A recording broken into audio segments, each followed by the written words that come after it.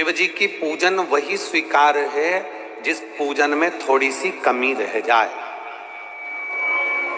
पूजा की थाली लगाकर पशुपति व्रत करने के लिए तुम मंदिर में गए, पूजा की थाली लगाकर तुम शंकर जी के मंदिर में पूजन करने के लिए गए, 16 सोमवार की पूजन कर रहे थे, संकट सोमवार की पूजन कर रहे थे, सोमवार का पूजन कर रहे थे, प्रदोष का पूजन कर रहे थे, सोमवार की अष्टमी का पूजन कर रहे थे, शिवरात्रि का पूजन कर रहे थे, सावन महीने का पूजन कर रहे थे। पूजन की थाली में सारा सामान जमा लिया तो भी मंदिर में जाकर कोई सामान याद आए तो समझ लेना कि तुम्हारी पूजन भगवान शंकर ने स्वीकार कर लिया।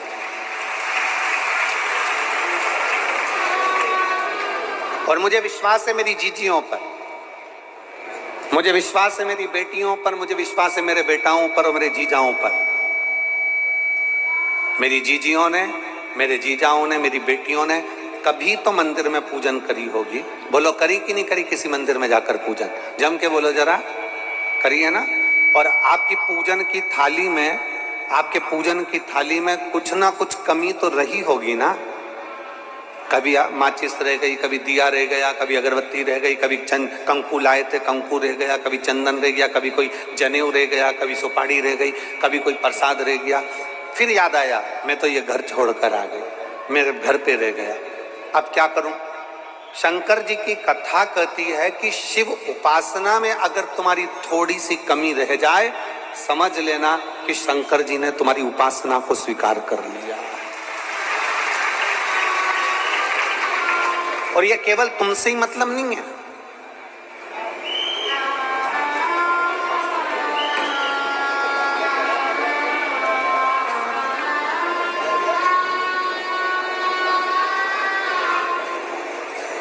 केवल आपसे मतलब नहीं है कि आपकी पूजन में ही, उपासना में कमी रह जाए। ये शंकर भगवान का वर है, ये शिव जी का वर है। किसको? भगवान नारायण को। जिस समय पर नारायण ने संकल्प लिया था कि सावन के महीने में 108 कमल के पुष्प रोज समर्पित करूंगा। सुनिए कथा सबने, 108 कमल के पुष्प भगवान नारायण ने संकल्प लिया कि मैं भगवान को रोज दूंगा।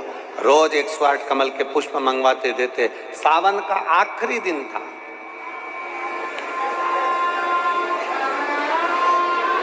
सावन का आखिरी दिन, और सावन के आखिरी दिन भगवान नारायण 108 कमल के पुष्प लेकर भगवान को चढ़ाने के लिए जैसे ही बैठे, बैठते से ही जैसे ही चढ़ाने के लिए बैठे, वैसे ही एक कमल का पुष्प कम रह गया।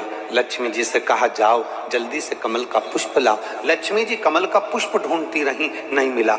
सब दूर देखा, सारी जगत में देखा, पर कमल का पुष्प लक्ष्मी जी को नहीं मिला। लक्ष्मी जी को कमल का पुष्प नहीं मिला। आखिरी में पूजन की थाली में कमल का एक पुष्प कम रह गया।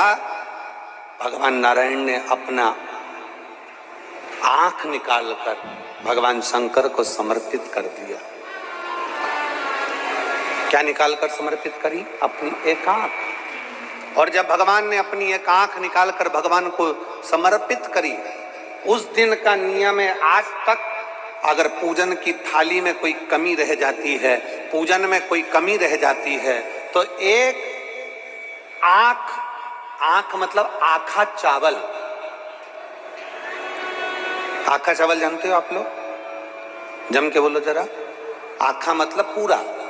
हम आंख तो भगवान को नहीं दे पा रहे इस संसार सागर में, कली काल में। एक आंख के बराबर आखा चावल, एक आखा चावल पूरी पूजन होने के बाद शंकर जी को समर्पित कर दो। शिव भगवान नारायण की आंख के बराबर उसको स्वीकार कर लेते, भगवान शिव उसको स्वीकार कर लेते, शंकर भगवान उसको स्वीकार कर लेते, शिव उसको स्वीकार कर लेते।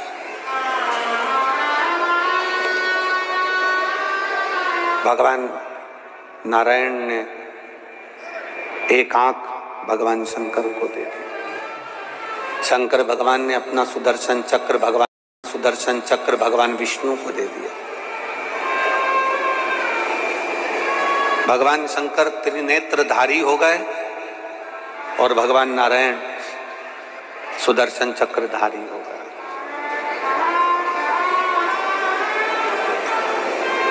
सुदर्शन चक्रधारी।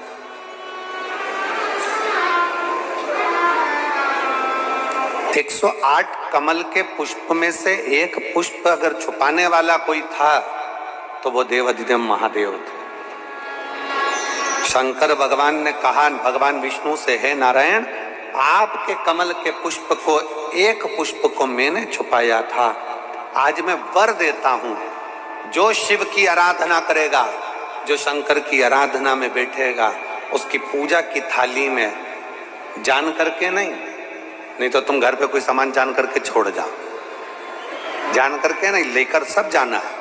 पूरी पूजन की थाली अगर कोई कमी रह जाती है, शिव कहते हैं उसकी पूजन को मैं स्वीकार कर लेता हूं, उसकी पूजन को मैं स्वीकार। जान करके कोई कार्य नहीं करना है अपने, नहीं तो तुमने सोचा कि पूजा की थाली में सब कुछ रख लूं, एक सामान घर पे छोड़ दूं। सीवर वाला महाराज जी बोला है, ऐसा काम नहीं करना।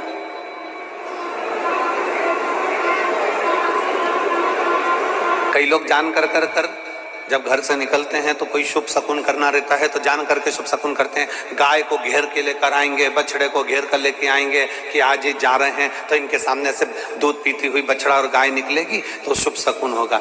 अब वो तो अनायास कोई शुभ शकुन हो जाए, अचानक से कलश लेकर कोई स्त्री निकल जाए,